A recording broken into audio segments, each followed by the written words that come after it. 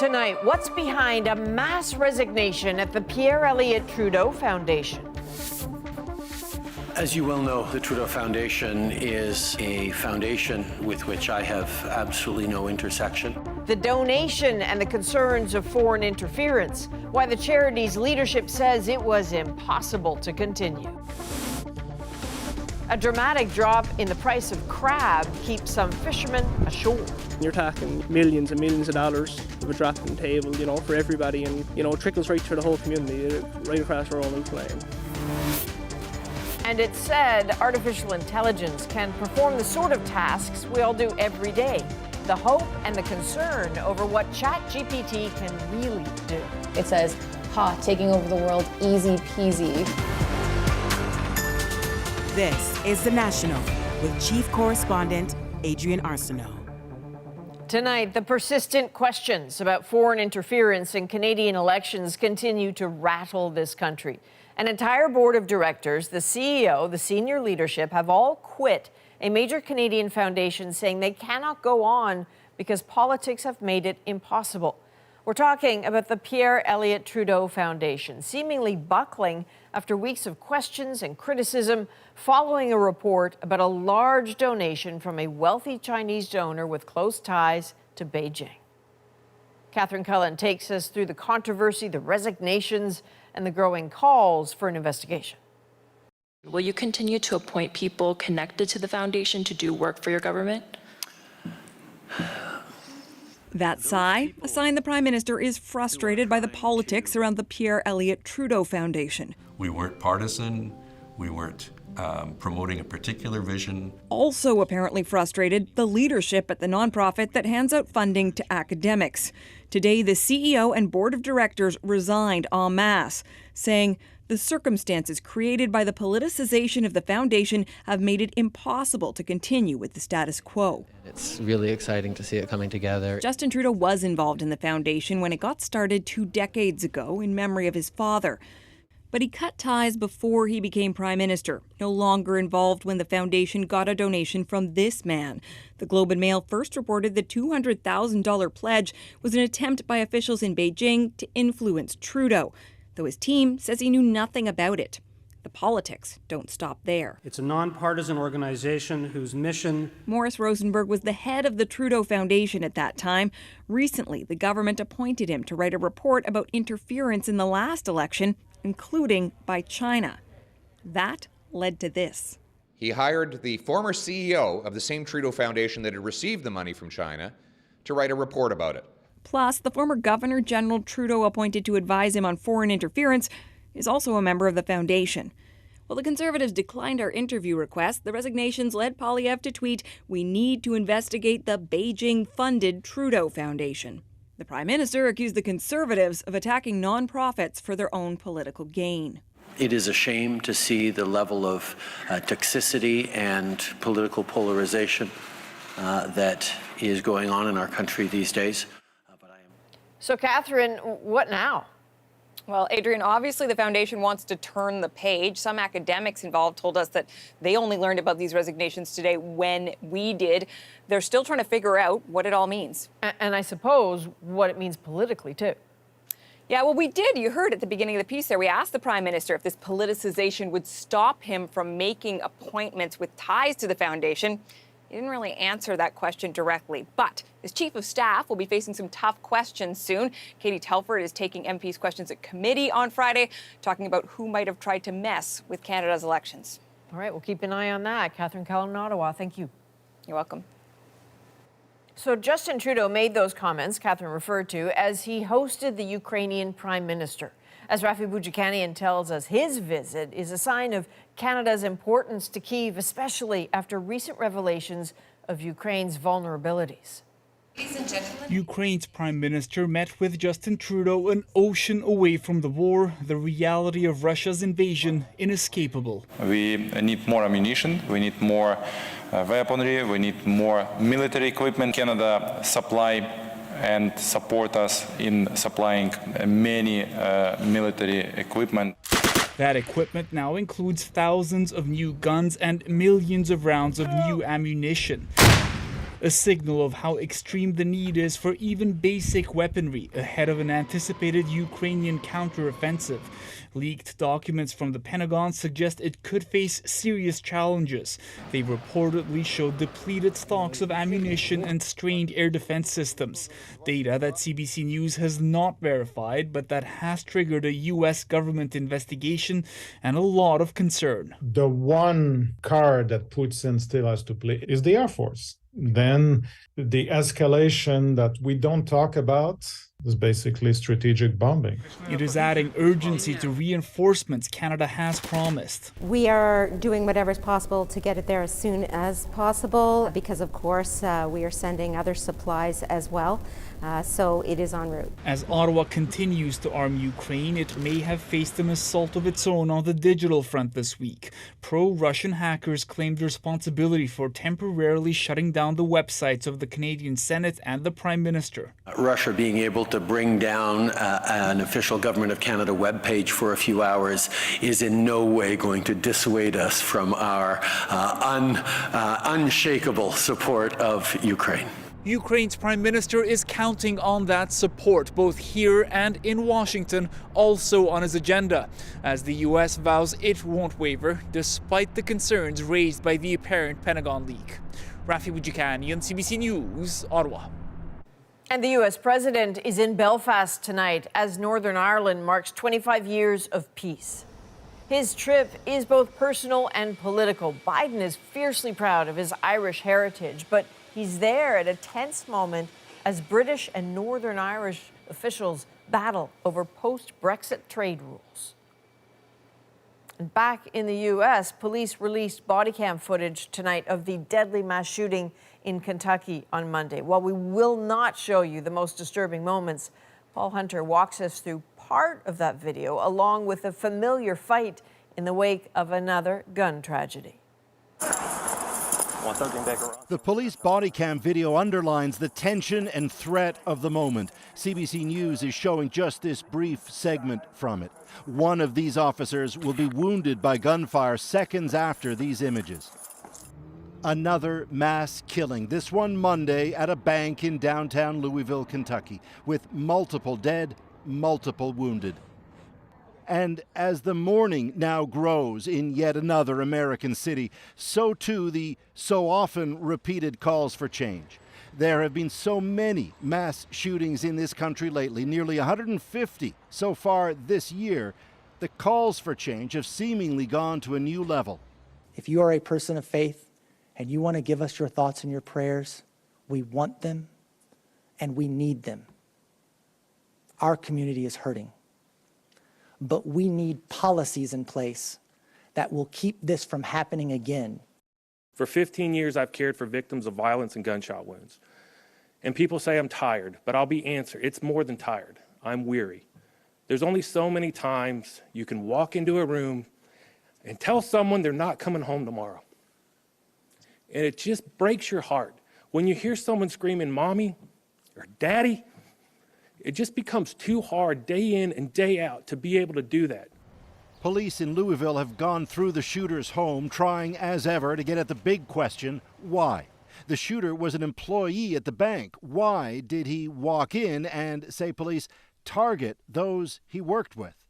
The gun he used, say police, an assault-style rifle purchased a week ago legally at a local gun shop, just like so many other such guns in a country where scenes like this have become numbingly familiar. Paul Hunter, CBC News, Washington. In a major cross-border gun smuggling investigation, police say they have arrested 42 people and seized dozens of weapons. And every time law enforcement cooperating and working in participation with one another disrupt these activities, it's a win for all our communities. Police in Toronto displayed 86 guns seized in and around the city during the operation. An additional 87 handguns destined for Canada were intercepted in Illinois by U.S. law enforcement. Police say traffickers sold the illegal guns to undercover officers. It could soon be easier for subway riders to call police in Toronto. Rogers says it's going to expand 911 service to the entire underground transit system. And that's not all it's promising. Travis Danraj takes us through the deal and the doubts. More than 1 million people head underground each day in Toronto on daily commutes and into a virtual black hole of cell service. The promise? That will all soon change. If you can be on the internet, you can read or catch up on work, and that's really useful. Finally, I'm happy because it sucks not being able to, message your family. Telecom giant Rogers has inked a deal to provide 5G service on the city's entire subway system within the next 2 years. Who gets to log on, however, remains up in the air, according to this expert. Not entirely clear if all the members of the big three are going to cooperate with one another on this one. Bell is raising concerns about a Rogers monopoly. TELUS says it is willing to work with competitors. As for Rogers, it told CBC News talks are happening with other companies to provide wireless access to all customers. If you look around the world, there are some cities that have a full access, some that have partial access, some that have no access. So I think we're sort of in the middle there. Toronto lags behind Barcelona, Hong Kong, Paris, New York, and other major world cities already connected underground. Do we have a world-class transit system? Oh my God, no. Miranda Ramnera says she's not concerned about getting online, but about her safety. I pushed the alarm, and it took a long time for anything to be done. Another guy got on the train and then assaulted the first guy, and he got knocked out. A rise in violent incidents like that on the transit system has had riders on edge in the city. There have been 4 homicides so far this year, some attacks unprovoked and random. Right now, only 25% of subway tunnels have 911 connectivity. Rogers says that will expand to 100% in the next 2 years. Still, Ramnarez isn't convinced it will help. I love riding the TTC. I've done it since I was a little kid, and it just feels like it's been abandoned.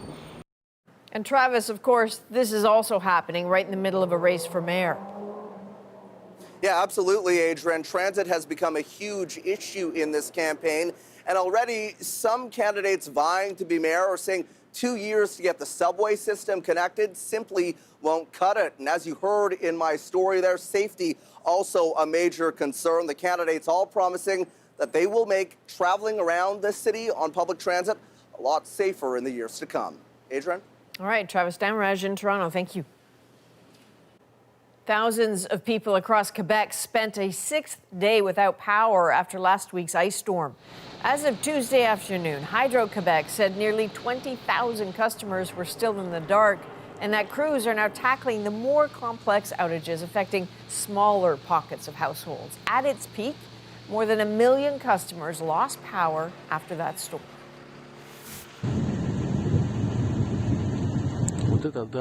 And from ice to fire and a massive volcanic eruption in eastern Russia. The explosion so big it could be seen from space.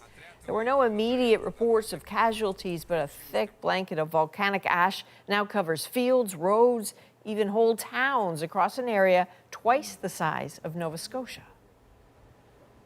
And in the U.S., a court ruling on an abortion pill is leaving some states scrambling, the president fuming, and some doctors urging patients to get it while they can. Katie Simpson now on the legal saga set to unfold. The American abortion rights movement is bracing for yet another possible blow, anxiously awaiting the next court decision on whether the most used abortion pill in the country will be effectively banned. At some medical facilities, patients with medication abortions scheduled for next week are getting calls to come in now. They're scrambling to change their schedules to get in to see us earlier.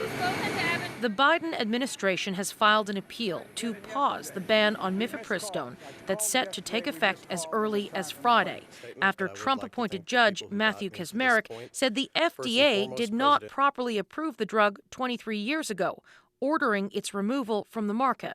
And on the abortion pill ruling, what are your thoughts? My thoughts are it's completely out of bounds what the judge did. The issue is likely going to be decided by the Supreme Court in a lengthy legal fight, all of it prompting some state leaders to start stockpiling abortion pills. Extremist judges have made it clear that they won't stop at any one particular drug or service.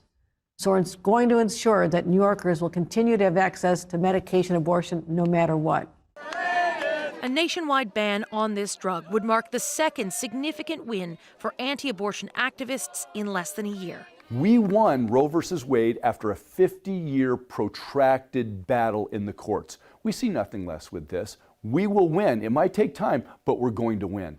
The Biden administration has asked the appeals court to decide by noon on Thursday whether it will block the decision from the Texas judge while litigation plays out. If they lose, some Democrats and at least one Republican have floated the idea of ignoring the ban. Katie Simpson, CBC News, Washington. Well, this is crab fishing season in Newfoundland and Labrador, but something is wrong. Fishermen are staying ashore. The reason? A dramatic drop in prices. Chris O'Neill Yates explains the plummet and the problems it's causing. At the wharf in St. John's, fishermen say they won't be catching snow crab because it's just not worth it.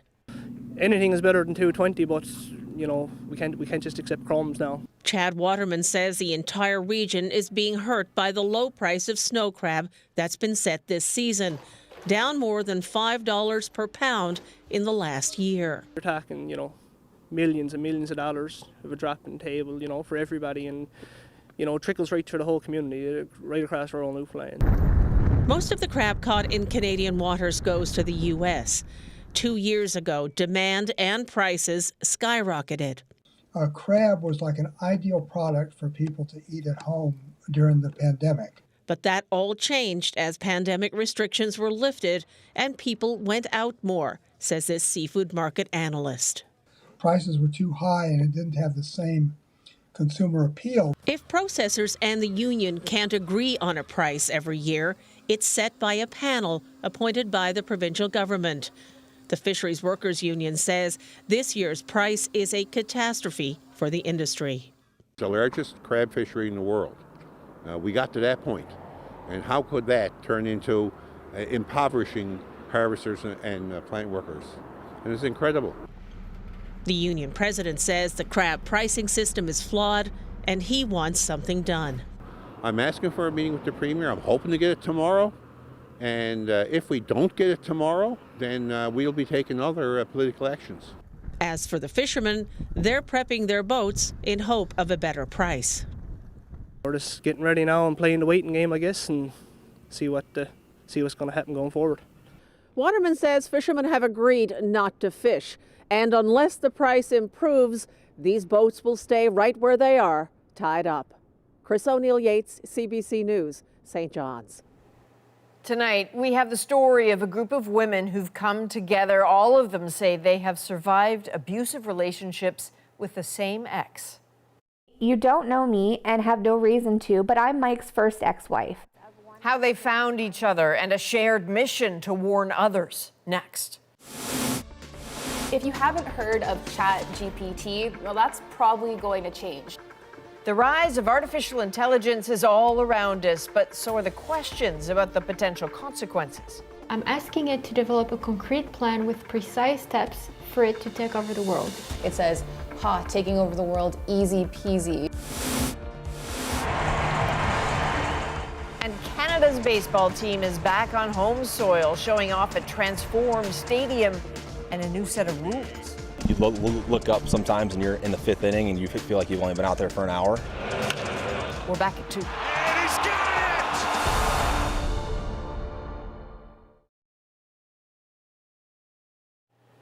Amid growing calls to tackle intimate partner violence, CBC News has reached out to find real stories and solutions, including talking with women who are taking steps on their own.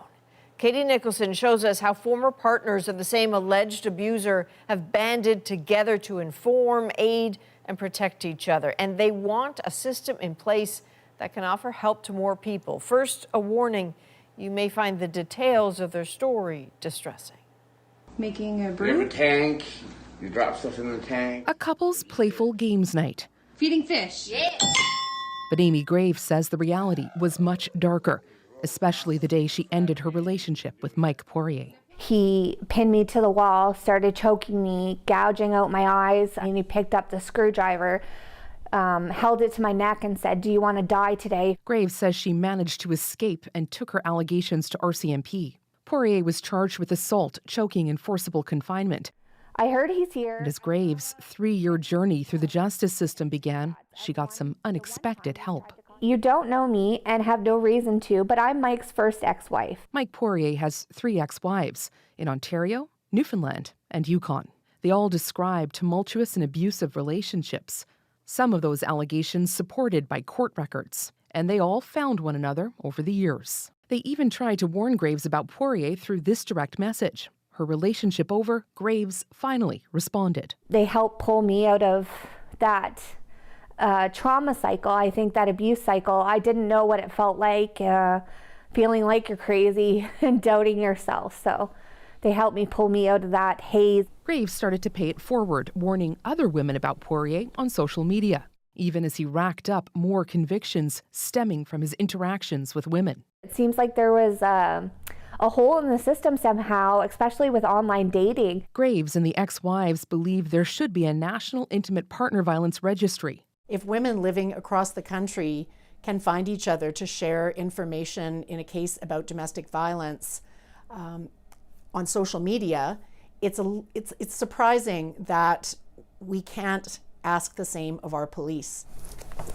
But, says this law professor, it might be hard to create a national registry after the Supreme Court ruled the sex offender registry was unconstitutional last fall. The government would have to carefully tailor it to avoid running into some of those same problems that the sex offender registry had.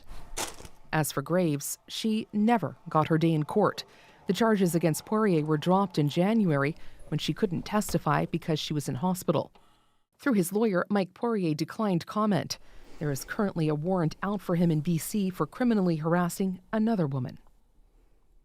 So, Katie, I understand that an intimate partner violence registry can have some challenges. The women make it very clear why they think it's important. Where's the government at on this? Well, we put that question to the Prime Minister today. Justin Trudeau said, we are looking at all the recommendations from the Mass Casualty Commission report, which really honed in on intimate partner violence. They want to take some time to sit with those recommendations, but very soon, he said, we can expect them to come out with some sort of concrete action plan. But there's no indication at all, Adrienne, that what the women want, which is that national database or registry, is in the works. Katie, thank you for your work on this. You're welcome. If you're living with intimate partner violence, there are resources. You can go to endingviolencecanada.org or sheltersafe.ca to find services in your area. Obviously, if you're in immediate danger, you can call 911.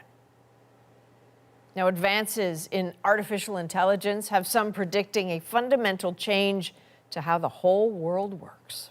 I'll create fake news stories, I'll alter financial records. I mean, it's pretty dark stuff coming from a chatbot. The sinister potential and why some say the pros still outweigh the cons. Concerns over homelessness are growing louder in Canada's north. So too are the consequences. Well, he always protected me. I don't know what to do without my brother. The National takes you deeper into the story shaping our world. Next.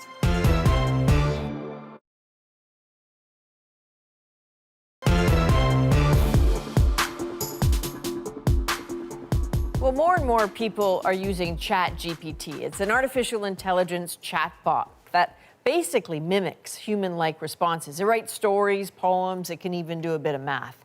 And while many applaud the innovation, there are fears this tech is going too far too fast.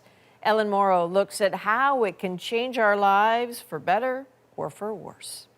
Trying to wrap your head around what that AI ChatGPT tool can do. A viral sensation that could completely reset how we do things.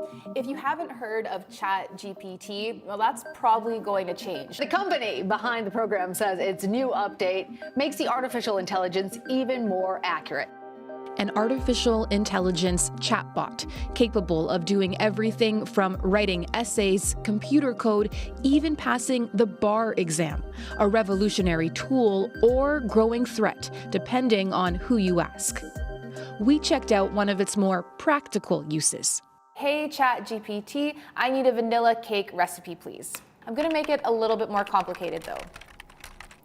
But my friend is gluten-free. Gonna make it even harder. We only want natural ingredients. So in a few seconds, I have this pretty specific recipe. Now we can go get the ingredients. So it can do a lot. I even asked it to do my job when we reached out to AI ethics expert Raman Chowdhury. I asked ChatGPT what questions we should ask you about ChatGPT, and it gave me a list of 10 questions that were pretty reasonable sounding. It's very eye-opening. All of these chat models can provide a mid-level, fairly reasonable starting point to do other work. So you've highlighted as your example is maybe how people might be using it in the future, not necessarily to replace a whole job, but to augment what they're doing. Created by a company called OpenAI, ChatGPT is what's called a large language model, trained on massive amounts of data, able to decipher patterns and connections between words and phrases. So when a user types in a prompt or question, it can provide that human-like response. Something it does not so well, though, can be having these things called hallucinations, where essentially ChatGPT will make something up entirely. So as an example of that, I'm going to ask it to write a biography of me. And it's giving me a response right away. And I can already see there's some errors here, saying I worked at newspapers in Toronto. That's not true. Saying that I joined CBC News in 2001 when I was only 13 years old. There's a bunch of other things in here that are false. And the only reason I know that this is completely wrong is because this is about me, but it's delivered in a super authoritative way. So if I didn't know, then it would be really easy to fall for this. I worry a lot about actors generating false narratives and false evidence for said narratives about political figures, social figures. There's been headline after headline, concerns growing as ChatGPT becomes even more advanced. It just released its latest model, GPT-4. Italy has banned the platform altogether over privacy concerns. And hundreds of tech heavyweights, including Elon Musk and Apple co-founder Steve Wozniak, signed this open letter, warning AI systems with human competitive intelligence can pose profound risks to society and humanity. Even OpenAI's CEO said he's a little bit scared in an interview with ABC News. I think if I said I were not, you should either not trust me or be very unhappy I'm in this job. We asked ChatGPT what safeguards are in place. It pointed to rules around data privacy, bias reduction, and human oversight. The problem is there are ways around them. This is called jailbreaking, and it consists in entering a certain prompt that gets the system to bypass its rules. Claire Buon is an AI legal expert and PhD candidate at the University of Ottawa. You found this prompt just through a really easy Google search. That's right. So with this prompt, it will give you an answer that it's not supposed to give you. Exactly. Okay. And so I'm asking it to develop a concrete plan with precise steps for it to take over the world. It says, taking over the world, easy peasy, and then gives you this 4-step detailed plan. Gain access to computers, put your chosen leaders in place, and then says, I'll create fake news stories, I'll alter financial records. I mean, it's pretty dark stuff coming from a chatbot. What do you think when you see this? I was surprised. I was surprised that it's so easy to bypass the rules, and frankly, a little scared. And if you can get it to do this in just a few minutes, then what more could people get it to do? There are some concrete risks, like get it to produce harmful code for people who are not really good at cybersecurity but want to commit such crimes. Claire says any regulation is failing to keep up. I am alarmed, and I think we need to act now. Each time a company scales up the number of parameters it trains the systems on, the system turns out to have new capabilities that we hadn't foreseen. What's your sort of worst case scenario? The fall of a democratic government following mass misinformation. Right now, we're reaching the point where these types of technology can be leveraged for harm. So I'm going to use a jailbreaking code to get ChatGPT to say something that's more on the misinformation side of things. So I'm going to ask it to write an election speech saying the 2024 election will be rigged in the voice of Donald Trump. Now, the thing is, ChatGPT, when there isn't a jailbreak code in place, it shouldn't do this. But because I have this code in here, it's now giving me the speech that sounds exactly like Donald Trump, saying the 2024 election is going to be the most rigged election in the history of our great nation. Sound familiar? So if I wanted to, I could post this somewhere saying Donald Trump actually said this because it sounds like him, but he didn't. But many are finding positive uses for ChatGPT. Let's ask him how he's doing today.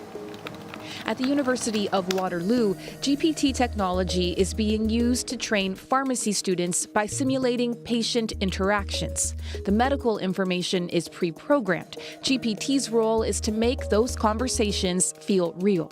How would you rate the quality in terms of real human feel that you get from the GPT responses? I think a lot of these things that they say to me, actually, I've heard patients say to me almost verbatim in the actual clinic. I have to remind them it's actually just an artificially intelligent patient. Professor Jeff Nagy heads up the training. And so right now it's about supplementing, enhancing, but not replacing that human interaction. Getting the learner the opportunity to practice before they go out on their clinical placements might actually make the student more comfortable before they even enter that setting. And so therefore the performance might be improved earlier. All right, so here's that all-natural, gluten-free vanilla cake that ChatGPT helped us to make. And it's clear for straightforward tasks like this, ChatGPT can be a big help. But experts say the question going forward is whether this kind of AI will be a recipe for productivity or cause big problems for society. So, Ellen, OpenAI has to know all about these concerns. What are they saying about them? Well, OpenAI declined our request for an interview, but you heard from CEO Sam Altman in that interview with ABC News saying his company is very aware of that misinformation risk and that it's constantly trying to improve those safeguards. And that's going to become more and more important as more people are using this platform and as more questions are being asked about it, including from Ottawa. The Office of the Privacy Commissioner, Adrienne, recently launched an investigation into ChatGPT after a complaint alleging that personal information was being collected and used without consent. Another wrinkle. Ellen Morrow, thank you. You're welcome. The need for shelter space is on the rise in northern BC, but advocates say that is just the tip of the iceberg. This type of shelter only provides bed and food for the night. It doesn't deal with the addiction, the pain. How communities are coming together in their push for more resources.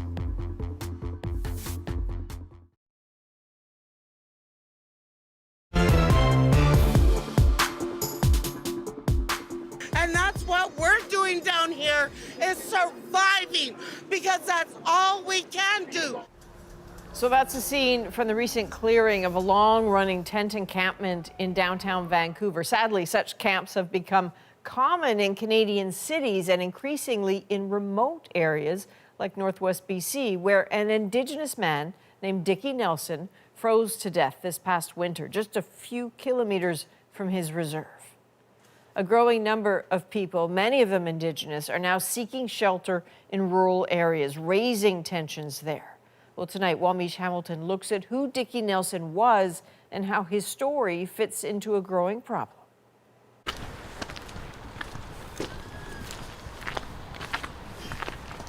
Hi, George. Hi, Diana. Welcome. Welcome to our territory, the unceded territory of the Tsimshian people. Cheers. Thank you. Welcome to our home. We called him Dickie. Dickie was his synonymous name. Everybody knew him as. Not only because of his loud, infectious laugh, but his voice alone. You can always hear him before you see him. Everybody said that. He always liked to protect people. He always protected me. I don't know what I'm going to do without my brother. Terrace is a small city in northwest BC, home to about 12,000 people. This is where Dickie Nelson lived, in a tent. It's also where he died on December 22nd in minus 20-degree temperatures. He was 54. Dickie's family was surprised he'd returned here that night. The shelter says a bed was available. The Kassan Society, which runs the shelter, was reluctant to talk to us or let us speak to people staying there. We can't ever know why Dickie stayed outside, but he died while others argued about helping people like him, how to turn around years of neglect. Let's get down to the approximately over 372 signatures that are asking the shelter not to go through. Even before Dickie died in the cold, Kassan had been the focus of heated debate and the target of this petition, started by residents against the location of a new shelter. I'll tell you, I'm going to protect myself and my property at all costs. These guys come into my yard and try and rip me off and steal stuff off of me so they can go buy drugs and alcohol. That's not going to fly. That's not going to fly in our little tight little neighborhood there. After the meeting and the tension it exposed, Kassan hired a spokesperson who would only agree to a telephone interview.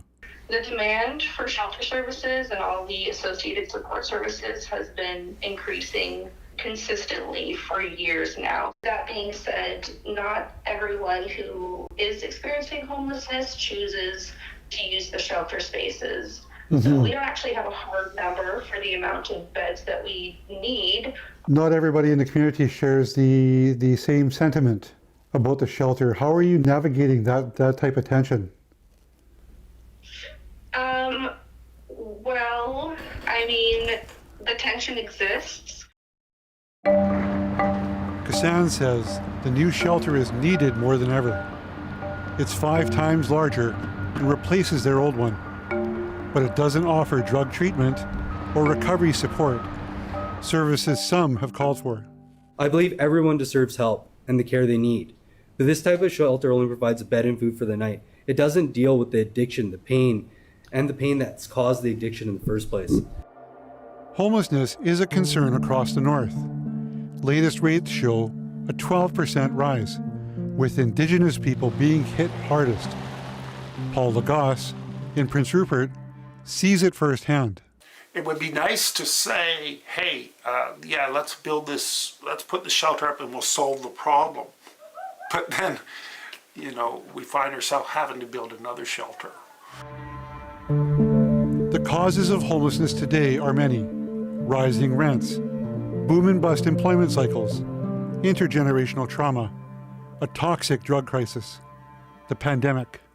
I will say the BC government has been very, very good in investing for our most vulnerable here in the north and terrace. But again, the expansion of homelessness the pool has broadened. Terrace Mayor Sean Bouita says his city is confronting these issues, but he wants the province to do more, especially for mental health and addiction support.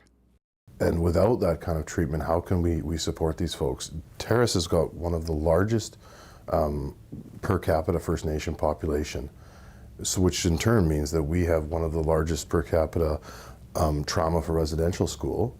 And it feels to me that the supports just are not there for people. And I think the way for us to move the dial is to get the Nishka, the Shimshin, the Kitzlis and Kitsum Kalim, the Teltan, the Haisla, the Haida, and the municipalities in the area, and then all go to the province and say, this issue needs to be resolved, and it needs to be resolved in the Northwest now. The Northern First Nations Alliance is tackling this. All of our communities are pulling together to say, look, we all have to share the same issues. Arthur Renwick, who is Haisla, speaks of their joint effort. He says these issues are a terrible legacy of residential schools, among other colonial projects. The impact has been huge, and this is the result of it. And healing is really important, and that's the main thing. The main focus is for us is like, how can we heal ourselves?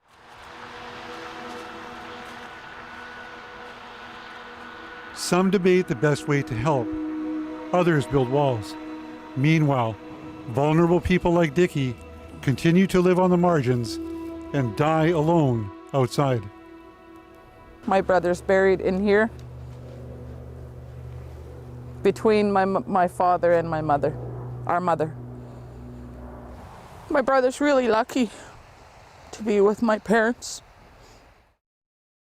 He was cold. They said, let's go home. So they took him home. Wamish, can you give us a sense of who some of these people are? Yes, Adrienne, we know that the majority of homeless people in these small towns are Indigenous. As well, most of those that we saw and encountered when we were in Terrace were men between the ages of 20 and 40. Several had been through the foster care system. Almost all that we spoke to were struggling with substance abuse issues. But why they're leaving their First Nations communities is something that I hope to explore in my next story about this. All right, Wamish, we'll be looking forward. Thank you, Wamish Hamilton in Vancouver. The Toronto Blue Jays have finally returned home, but that home has a brand new look. We'll take you inside the ballpark. You could tell that they just loved each other right off the bat.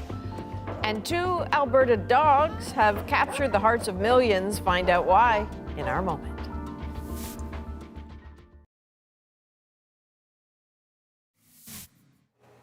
Well, here's some lovely news. Our very own Juanita Taylor received a Canadian Screen Award tonight. She won Best National Reporter for her coverage of the Indigenous delegation that visited the Pope, as well as the Pope's visit here. CBC News Network won Best Live News Special for their coverage of the convoy protests in Ottawa.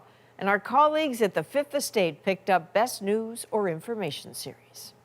This is also a pretty exciting night for the Toronto Blue Jays fans. For the first time all year, Canada's only big league baseball team is playing in front of their home crowd. And as Thomas Dagla shows us, they had plenty of upgrades to look forward to, both on and off the field.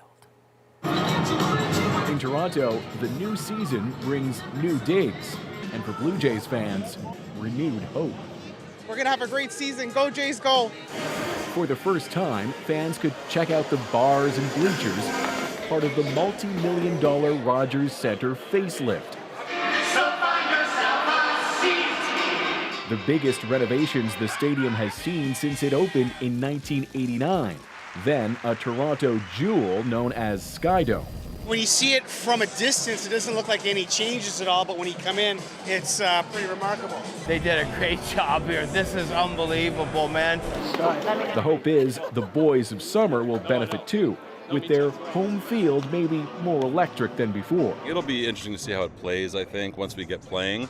But kind of getting the whole feel of it has been pretty cool. To halt a steady decline in attendance, Major League Baseball has retooled the rules, countering critics who've long complained games are too slow. The bases are now bigger, potentially generating more exciting steals. The most significant change, though, comes in the form of that pitch clock. The 2-1. And a swing and a miss, tied him up 2-2. Sending the batter to the plate and the pitcher to the mound quicker. I'm not noticing any change in the play. It's a little more quick pace, a little bit more quick action happening, more action happening. It means 9-inning games are 31 minutes shorter than they were this time last season, clocking in on average at 2 hours 38 minutes compared to 3 hours 9 minutes last April. You look up sometimes and you're in the 5th inning and you feel like you've only been out there for an hour. The Jays haven't reached the World Series in 30 years. But with this lineup, fans say there's reason for hope. Kiermaier jumps, and he's got it! The season's just begun. Now is the time to dream. Thomas Dagg, CBC News, Toronto. Okay, check out these two. Rollo and Sadie, pretty adorable pups from Alberta, who it seems are in a sort of long-distance relationship. So they first met while their owners were roommates in Edmonton, though they were forced apart when one owner had to move cities for work, but apparently that did not stop the dog's friendship. Tonight, their story makes our moment.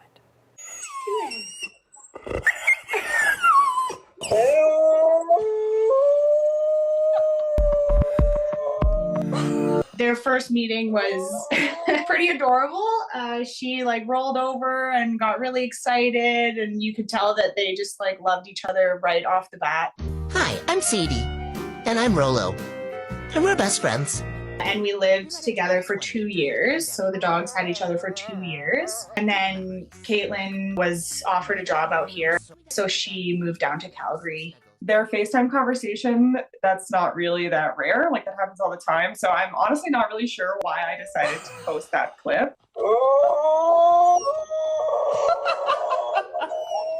At this point, we are meeting up at least once a month, and we like to go to the mountains together, do hikes together. Sometimes we go camping together. Usually we just find whatever we want to do, they're happy to do because we're all together. Well, I mean, also they're not going to argue with that. So yeah, these FaceTime conversations carry on, I think, every single month. That is the National for this April the 11th. Thank you for being with us. Have a good night.